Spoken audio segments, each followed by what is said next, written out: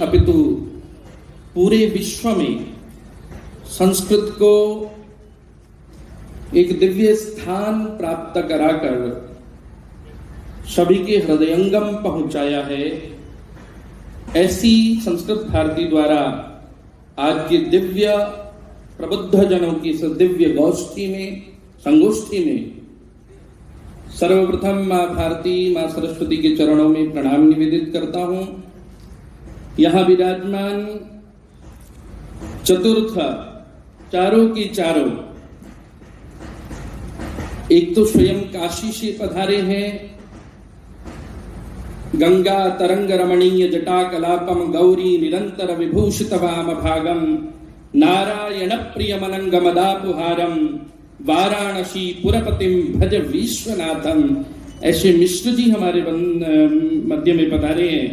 मैं उनमें स्वयं भगवान शिव का अंश देखते हुए उनको प्रणाम निवेदित करता हूं। उनके ही दक्षिण हस्त में विराजमान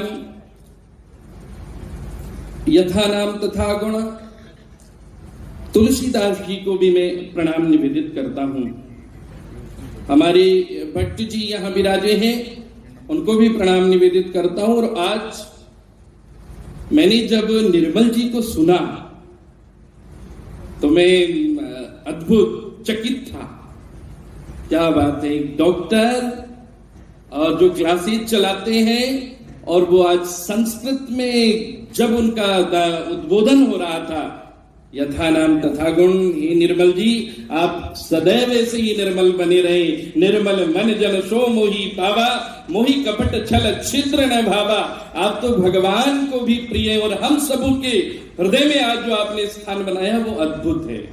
सामने विराजमान मातृशक्ति, सभी प्रबुद्ध जन जो संस्कृत को जी ही नहीं रहे, अपितु जिन्होंने अपने जीवन को सांस्कृतिक लक्ष्य बना लिया है, ऐसे सभी आप जिनके हृदयंगम संस्कृति है, जो मुझे आज ऐसा लग रहा है देव तुल्य सभा में मैं बैठा हूं। ऋषि महर्षियों की सभा चल रही हो, नारायण पद्म भव वशिष्ठ शक्ति पाराशर व्यास शुकदेव गौड़पादाचार्य गोविंदाचार्य शंकराचार्य रामानुजाचार्य रामानंदाचार्य, और आज तो ऐसा लग रहा है कि सूर्य नगरी में सारे आचार्य ही आचार्य विराज चुके। उन आचार्यों के मध्य में मैं खड़ा हूं। अद्भुत मातृशक्ति यहां विराजमान है। सभी को प्रणाम निवेदित करते हुए मैं तो बस इतना ही कहना चाहूंगा कि आप जो कार्य कर रहे हैं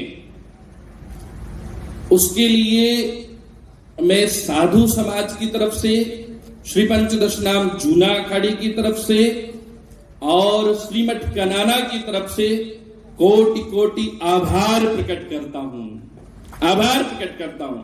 ये आभार इसलिए कि ये कार्य संतों का था, ये कार्य मठाधीशों का था, ये कार्य पूरे सनातन संरक्षण करने की नैतिक जिम्मेदारी संतों की थी, और आज राष्ट्रीय स्वयं सेवक संघ की दिव्य अविरल धारा संस्कृत भारती संभाल रही है। इसलिए आपकी भूरी भूरी प्रशंसा करते हुए प्रणाम निवेदित करता हूं। बंधुओं, अभी भाई साहब कह रहे थे कि हम स्वर्णिम काल में हैं। ये वास्तविकता है, हम वास्तविकता में स्वर्णिम काल में हैं। हमें गर्व होता है जब चंद्रयान बनाने वाले वैज्ञानिक बड़े गर्व से कहते हैं कि हमने चंद्रयान बनाने के सूत्र संस्कृत से लिए हैं। तब गर्व होता है, अपनी देव भाषा पर, अपनी मातृभाषा पर गर्व होता। और क्यों ना हो, जिसकी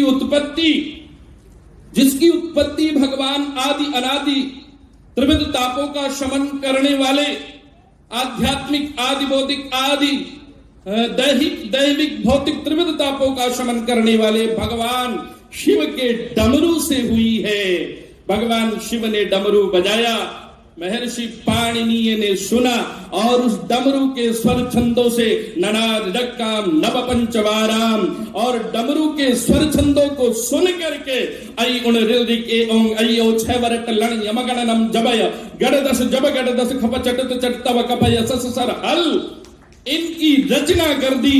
और उस समय जो उन सूत्रों की रचना की, और आज उन सूत्रों की रचना के आधार पर मैं तो गर्व से कहता हूं, जो लोग कहते हैं कि इंग्लिश, मैं उनसे कहना चाहूंगा कि संस्कृत भाषा इतनी प्राचीन और देव और ऋषि भाषा है, क्या सामर्थ्य हमारे महापुरुषों में रही होगी, आप विचार कीजिए। महर्षि पतंजलि से लेकर के महर्षि कात्यायनी, महर्षि पाणिनि, इतने महापुरुषों ने हम सबको क्या नहीं दिया। इसलिए मैं आप सभी को प्रणाम निवेदित करता हूं कि आप उस देव ऋण से, आप उस ऋषि ऋण से, आप उस राष्ट्र ऋण से उऋण होकर के अपने अपने दायित्वों का निर्वहन कर रहे हैं, अपने अपने दायित्वों का निर्वहन कर रहे हैं। बस हम सब मिलकर के संगच्छत्वम, संबद्धत्वम, संवो मनांसी जानताम की भावना के साथ जुड़ करके इस राष्ट्र जागरण में, राष्ट्र की उन्नति व प्रगति में अपनी अग्रिम भूमिका के साथ साथ बस ये संकल्प लेकर के चले। अभी मेरे विषय में बता रहे थे कि समरसता बोलने का विषय नहीं है, समरसता आचरण का विषय है। ब्राह्मणोस्य मुखमासीद बाहु राजन्यः कृतः उरुतदस्य यद वैश्यः पदव्यागुं शूद्रौ अजायत। जब चारों के चारों वर्ण एक दूसरे के पूरक हैं तो छोटा बड़ा कैसे हो सकता है। हम सबका परम दायित्व है कि आज ही संकल्पित होकर के जाएं, कोई भी हमारा भाई हमसे ये महसूस नहीं करे कि वो हमसे छोटा है, उसको अपने हृदय से लगा करके अपने साथ